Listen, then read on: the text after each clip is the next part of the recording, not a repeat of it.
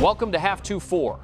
Today in the show, 32-year-old Harry Kane has no intention of retiring from the England national team and is preparing for the 2030 World Cup.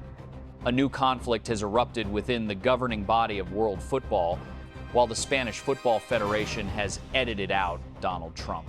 Chelsea has officially completed the record transfer of Morgan Rogers, and is Pep Guardiola really set to take charge of Italy until 2030? We talk about all this and much more right now. The captain of the England national team, Harry Kane, has made a high-profile statement regarding his participation in the 2030 World Cup.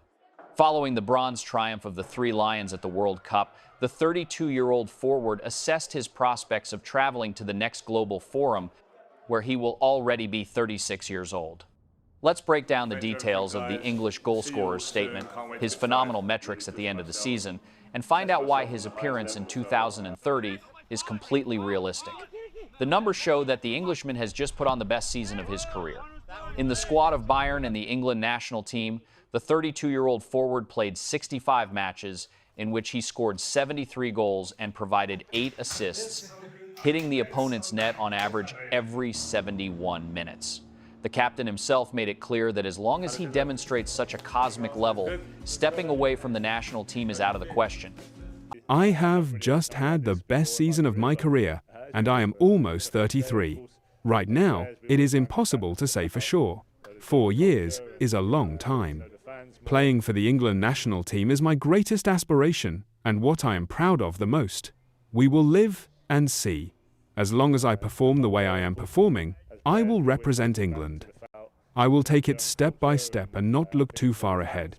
In a few weeks, we start again with Bayern, and then there is the next camp with the England national team, and we will build from there. I think Kane will play in the 2030 World Cup.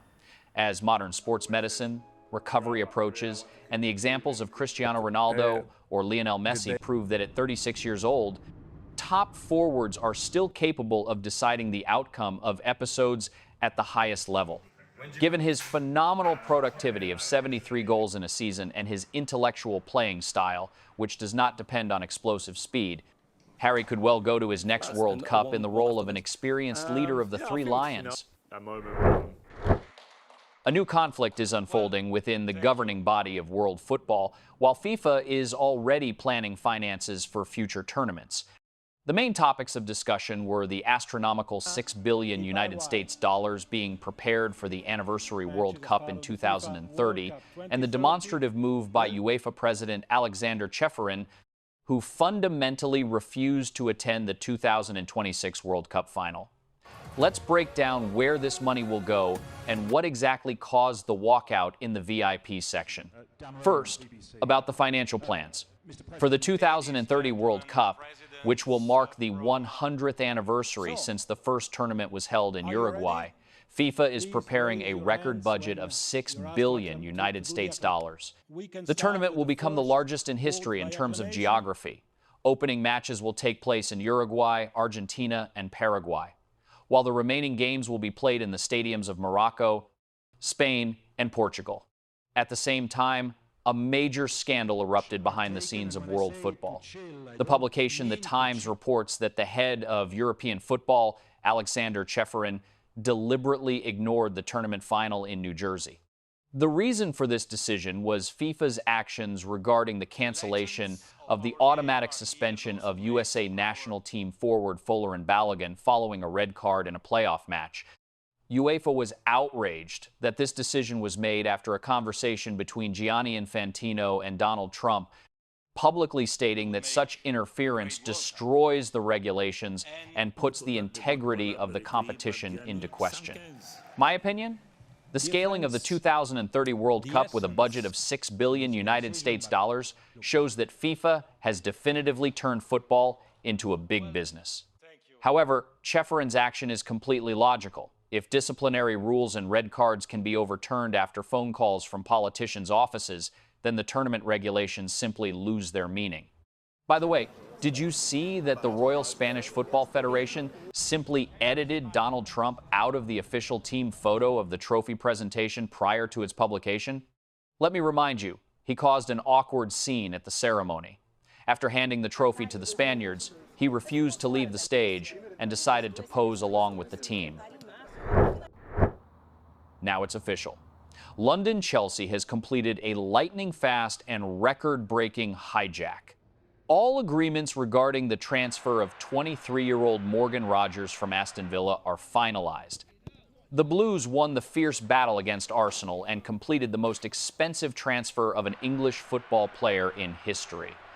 Let's break down this crazy deal, its financial nuances, and the role of Xabi Alonso in convincing the player. From a financial standpoint, Chelsea acted with maximum decisiveness and literally knocked Arsenal out of the negotiations. The Gunners had been preparing this move for months and planned to offer £105 million, but the Blues management topped that bid and agreed to pay Aston Villa £117 million sterling. This price tag officially makes Rodgers the most expensive English player, surpassing the summer move of Elliot Anderson to Manchester City for £116 million. The player himself has already passed his medical after returning from the World Cup and signed a 6-year contract with an option to extend until the summer of 2033, while his former club Middlesbrough will earn over £20 million thanks to a sell-on percentage. The key factors behind the move were personal talks with new head coach Xabi Alonso, who prepared a clear role for Morgan on the left flank of the attack and convinced him that the Blues' style would suit him much better than the Gunners' defensive setup, as well as the opportunity to play alongside his close friend Cole Palmer, who also took an active part in the talks. My opinion? Hijacking Rodgers right from under Arsenal's nose is a powerful reputational blow from Chelsea, but the sum of £117 million sterling looks like a significant overpayment for a player with 2 quality seasons in the Premier League. At the same time, the partnership of Rodgers, Palmer, and Estevão under the guidance of Xabi Alonso could become one of the most dangerous in English football. For Aston Villa, this is a crazy financial profit after buying the player for just £8 million, although losing their leader ahead of the Champions League will be a noticeable sporting blow. What do you think, friends? Will Morgan Rogers justify the price tag of £117 million? A colossal intrigue has flared up around the future of Pep Guardiola, sending shockwaves through the entire football world. But behind the loud headlines lies a simple media leak. Following the resignation of Gennaro Gattuso after another disaster missing out on a 3rd consecutive World Cup, the Italian Football Federation launched a panic operation. The leadership duo of Paolo Maldini and Leonardo personally flew to Barcelona to offer Guardiola the chance to take charge of the Italy national team and grant him full carte blanche to rebuild the squad for Euro 2028. Let's break down the behind-the-scenes details of this meeting, the financial capabilities of the Italians, and find out why this super project is doomed to fail. If we evaluate the situation through the lens of facts and figures, this offer crashes against harsh financial and sporting reality. At Manchester City, Pep's base salary was around €20 million per year. For comparison, the highest salary the Italian Federation has ever paid to a national team head coach ranges from just 4.5 to 5 million euros per year, the amount received by Roberto Mancini and Luciano Spalletti. The Italians simply do not have that kind of money without bringing in external sponsor pools. Furthermore, the 55-year-old specialist himself made it clear that he is enjoying his rest and that family comes first for him right now. From a mental standpoint, I don't miss anything at all. I started coaching at 37, and my whole life was tied to football. Right now, I want to try to discover life, to be happy doing other things that have nothing to do with football. I decided to stop because I want to take a little more care of myself. I want to spend more time with my children and with my father, who is 95 years old and still with us. I turned 56. I am no longer young, and the way you see things changes as well. My opinion, Maldini's attempt to recruit Pep is merely a nice gesture to give the fans at least some hope. Guardiola truly loves Italy, where he played for Brescia and Roma and speaks Italian fluently, and he also dreams of working with a national team at a major tournament. However, His priorities have always been England, Spain, or Brazil. Italian football is currently in systemic ruin, and there are simply no performers suitable for Pep's complex positional play. Convincing Guardiola to interrupt his sabbatical and cut his salary by 70% for a crisis-ridden national team is practically impossible. That is why the realistic new coach for Italy will be Antonio Conte, who has already agreed to take charge of the team and knows how to deliver results in short time frames. What do you think, friends? Did this crazy plan of Maldini's have a single chance? Social media was blown up by a new loud scandal involving Cristiano Ronaldo. The legendary Portugal national team forward found himself in the spotlight after liking a controversial post by the Spanish television show Espejo Público on Instagram. In a video clip from the show, journalist Pilar Rodriguez Los Santos made several very harsh statements addressed to the governing body of world football, while her colleague Ruben Amon directly called FIFA a mafia and shameful organization. I don't know. Maybe. The journalist openly accused officials of pushing Lionel Messi and his team forward. This is a national team that should have been eliminated about 5 matches ago. They progressed thanks to the help of FIFA, which is one of the most corrupt institutions on planet Earth. I believe that we will be playing not against Argentina, but against the entire FIFA organization, which wants to hand the World Cup to Messi, just like 4 years ago.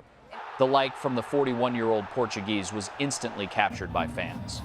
Notably, at the 2026 World Cup, the Argentina national team lost to Spain in the final by a score of 0-1 in extra time, while the Portuguese themselves were eliminated by the Spaniards in the round of 16 by an identical score of 0-1 in regular time. Furthermore, the Argentines became the dirtiest team of the tournament. Lionel Scaloni's side accumulated 113 fouls, averaging over 14 infractions per game. Frankly, after the final, it is completely unclear what Argentina was doing on the pitch, as they did not register a single shot on goal. Were they carried by FIFA? Well, to put it diplomatically, FIFA is clearly not a beacon of honesty. What do you think, friends? In turn, the captain of the Argentina national team, Lionel Messi, broke his silence and emotionally commented for the first time on the painful defeat to Spain in the World Cup final. The 39-year-old forward posted a lengthy message on his social media, summarizing the tournament and thanking his whole country for their support. Messi candidly admitted that this loss was a heavy blow for him, yet urged the fans to be proud of the work accomplished. For Messi, this was already the 3rd World Cup final of his career, one of which was triumphant in 2022, while the other 2 ended in defeats. In his address, Leo emphasized the importance of national unity and congratulated the newly crowned champions. The pain is very strong, and this wound will not heal anytime soon. But I also keep in my heart everything good. Those matches where we turned the tide, giving all our strength, and which will forever remain in memory. The support of an entire country, which, together with the work and effort of our team, allowed us once again to be among the best in the world. Today, it is hard to fully appreciate what we have done, but this team reached 2 consecutive World Cup finals. Thank you from the bottom of my heart for every word of support and every message. Once again, we were able to unite as a country and be together, sharing huge pride in being Argentinian.